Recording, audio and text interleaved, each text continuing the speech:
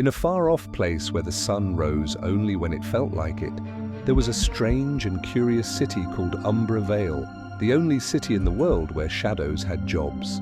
People went to work in tall glass buildings, but beside them, stretching and swaying, their shadows hurried off to do jobs of their own. Some shadows were teachers, others were nurses, a few were construction workers, and one especially lazy shadow had once been fired from 3 different jobs for oversleeping, even though shadows technically never sleep.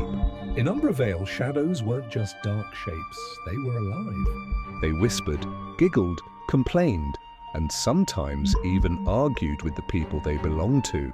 12-year-old Milo Bright had the most embarrassing problem in the whole city. His shadow, Shade, did not have a job. Every morning, Milo's classmates would walk in with their shadows proudly dressed in tiny uniforms, shadow police caps, shadow aprons, shadow briefcases, while Shade just dragged behind Milo like a black puddle with no ambition. "Milo, when will your shadow grow up?" the kids teased. Shade would only shrug and say, "Jobs are too shadowy." One evening, the mayor of Umbra Vale made a shocking announcement. "The shadows are going on strike." Gasps echoed across the city. Shadows refused to work until they were given 3 things: 1 hour of free stretching time every morning, half-day Fridays, and snacks. Without shadows doing their jobs, everything fell apart. Shadow librarians stopped putting books back, so libraries turned into mountains of paper. Shadow cleaners stopped sweeping, so dust piled up like desert dunes.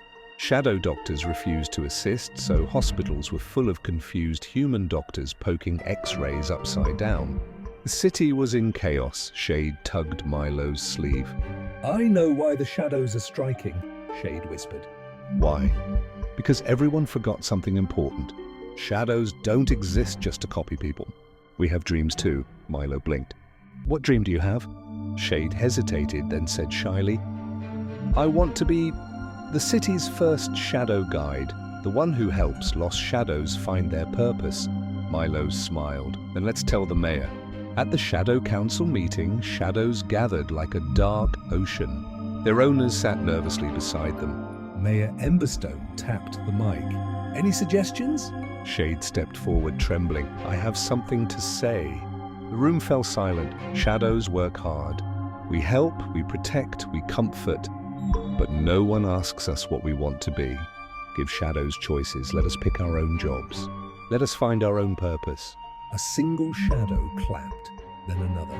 Soon the hall echoed with the rustling applause of thousands of shadows. The mayor nodded slowly. "Shade, you're right. From today, shadows may choose their jobs." The city erupted into cheers, both human and shadow. Shade became Umbra Vale's first shadow guide, wearing a tiny cloak that fluttered behind him like a slice of night. He helped a frightened shadow discover it wanted to be a musician. Another found it loved teaching. One very grumpy shadow discovered it was actually happiest working with puppies. Milo became the first kid whose shadow had a job before the person did. And every time the sun set over Umbra Vale, you could see shadows rushing to work, happy, proud, and free. Everyone, even the quietest part of you, has a purpose waiting to be discovered.